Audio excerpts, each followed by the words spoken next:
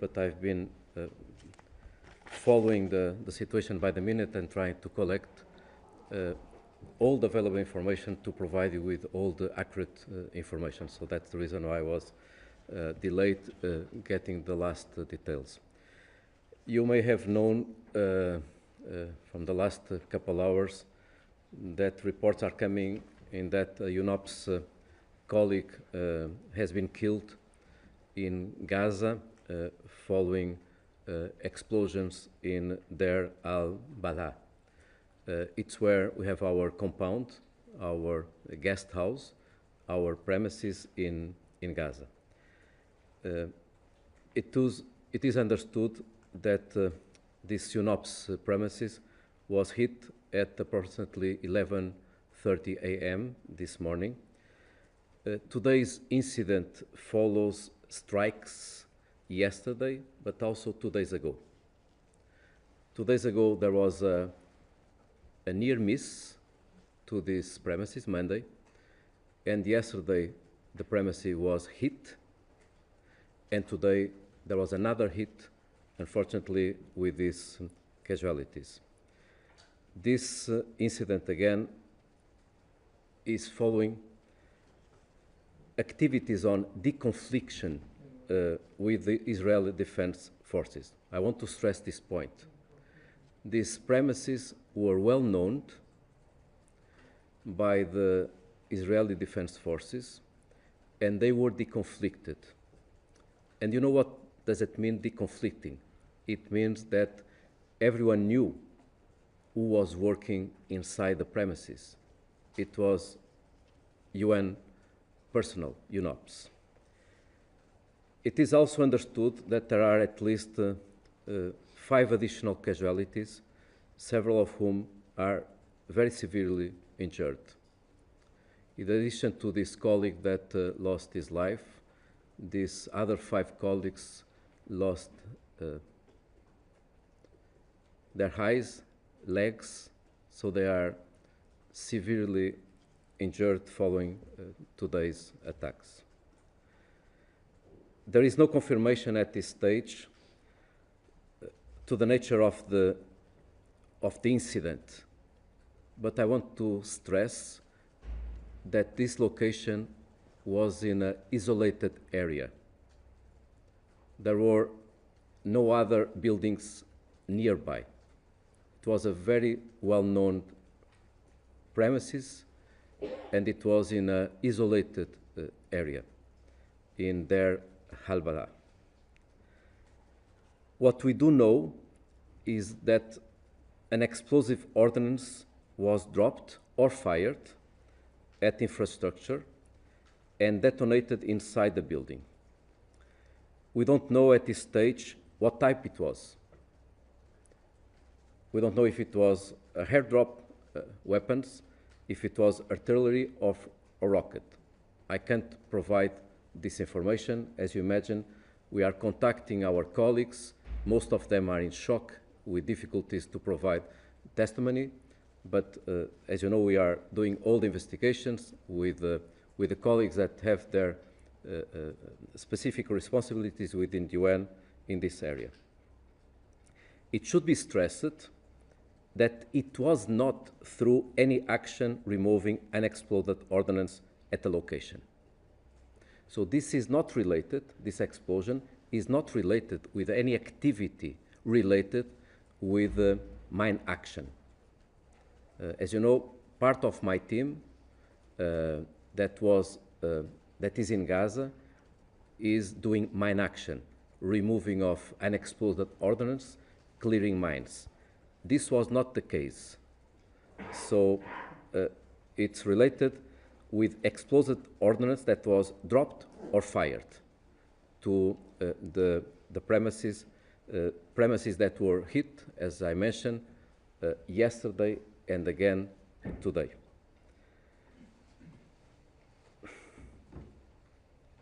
In my opinion, this was not an accident. It cannot be categorized as an accident. It is at least an incident.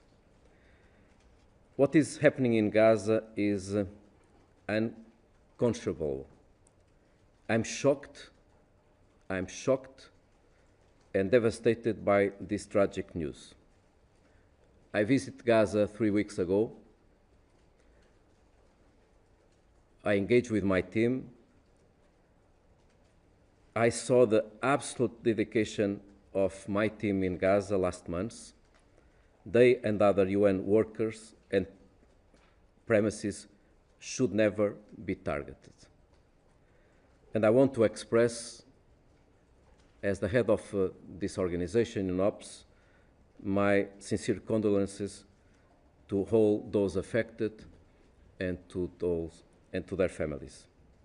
And I'm expressing that, of course, also on behalf of the entire UN family, who is also expressing their solidarity to UNOPS and to the families of those affected by this situation. Attacks against humanitarian premises are a breach of international law. UN personnel and its premises must be protected by all sides. The civilian population relies on the UN for life-saving assistance. They are an essential lifeline at the time of utter tragedy and devastation. I renew the UN call for the resumption of the ceasefire, for unimpeded humanitarian assistance to be reestablished, and for the remaining hostages to be released unconditionally. I ask your indulgence for the fact that I may not have, at this time, all the information that you may want. But I didn't want to delay my statement, knowing that we are accountable and people need to know what is happening. But I kindly ask you for some indulgence, as some information I'll be able to provide, we'll be able to provide in the next few hours and days. This is what we know now, the fact that a UN premises were under attack, that a UN colleague of mine from my team was killed, that 5 are injured and some of them severely injured, that this premises was under attacks in the last 3 days. And that's the information that I have, and I have to express my shock with this circumstance, particularly in a moment where so many people in Gaza have lost their lives in the last 48 hours. I'm ready to answer to a few questions, but again, I kindly ask you for some indulgence, as I may not be able to answer to all the questions at this time. Yes, please. Thank you very much. Rosie Birchard for EW. Can you clarify if you've been in touch with the IDF at all? In general, they say they target terrorists, but how they describe their operations in Gaza. How do you respond to that, and have you been in touch with them? Thank you. Well, I've not been directly in touch in the last few hours, but as you know, the UN is always in contact with IDF. We have a deconflicting mechanism. I visited Gaza recently. Of course, I met with Israel, but I'm not doing that in the daily basis. We have a structure, a UN structure in Gaza, direct contact points with IDF, and that's why I stated in my initial declaration that this premise was deconflicted, which means that Israel knew that this was a UN premises, that people were living, staying and working there. It's, by the way, a compound, a guest house where most of us also stay, not only from UNOPS, but also from other UN agencies. Recent visits from several colleagues of the UN, heads of agencies, they stayed in this house. They stayed in this guest house. So this is a very well-known place, so well-known that several heads of agencies of the UN stayed in this compound very frequently. So is the rest that we have UN source in New York City, we're talking about 2 cases. Do you have any element about the second one? I'm prudent about the numbers, and that's why I was literally until the last minute trying to confirm everything. We have confirmed at least one fatality from the UN. There is the possibility that another fatality may happen not related with the UN staff. That's why I'm prudent on that. So I can confirm one UNOPS colleague that lost his life, but I cannot go into any further information. Sorry, just to clarify, that parallel from political, it was the Israeli Defense Forces who fired, right? Just to clarify. Well, of course, investigations will follow. That's something that I cannot report in terms of investigation. The recent strikes were reported in the last 3 days, and we contacted Israeli forces precisely to confirm that this premises was deconflicted. So this information is relevant. After the first strike 2 days ago, Monday, there were contacts to confirm something that it was already evident, but we wanted to confirm that these premises were deconflicted. And there was a confirmation that it's deconflicted. But I cannot answer to any, provide any further information on that. We are even trying to identify the nature of the explosion, whether it was airstrike or a tanker or any kind of explosion. Take one more. Yes. I wonder if you have any information on nationalities of the one that killed people, and I would like to ask you if you can make a short statement in Portuguese to synthesize this information. Well, on the nationality, we are informing the families, so I don't feel comfortable to share the nationality of the colleague that lost his life. It's an international, so it's not someone from Gaza. But I prefer not to share the nationality, as of course we need to engage with the family first. I'm spending all my time, as you imagine, with my team trying to evacuate those that are severely injured. At this current stage, my top priority is to try to help the evacuation of the severely injured colleagues. Of course, we are also conducting investigations, especially the colleagues in the UN system that have the responsibility on that, which is not UNOPS. But I'm sure that you understand the reason why I prefer not to disclose the information about the specific nationality or even the team. UNOPS works in Gaza providing fuel. We procure and distribute fuel in Gaza. We manage the so-called 2720 mechanism, which is the facilitation of all aid into Gaza. So it's my team that approves the consignments to Gaza, the trucks, and it's my team that monitors the trucks outside Gaza, but also inside Gaza.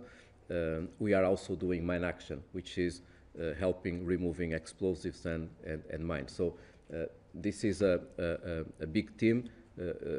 Hopefully, we didn't have all the colleagues inside the compound. Most of the colleagues were not at the time inside the compound. If that would be the case, the tragedy would be even worse. Last question. One more. Yes. What will be the consequence for the operations of the UN in Gaza? Will you limit your activities? We have stayed and delivered for the people in Gaza in the last year and a half. This was not the first colleague from UNOPS that lost his life. It's the second. We had another colleague that was a driver of trucks providing aid to Gaza that lost his life almost 1 year ago. It is very difficult to operate in Gaza. There is immense human suffering in Gaza. We have been challenging the fact that international humanitarian law has not been respected, because international humanitarian law requires that civilians are not targeted, that humanitarian aid can be provided in an unimpeded manner. It must be ensured that the humanitarians can work, that working for the UN must provide some sort of guarantee that we can operate serving those most in need without being a target or being affected by any kind of incident, not accidents. We remain committed despite the awful situation, and I really hope that we can go back to the ceasefire. I saw the importance of the ceasefire when I visited Gaza a few days ago, seeing the provision of aid reaching those most in need. But as you mentioned today, I'm completely concentrated in supporting my team, my colleagues, trying to ensure evacuation of those severely injured, and providing all the solidarity to the team. They have been facing extremely different circumstances in the last year and a half, and of course this incident is causing significant harm in our morale. But we have to stay, we have to support the people. We are here to serve the people in need. Thank you. Thank you.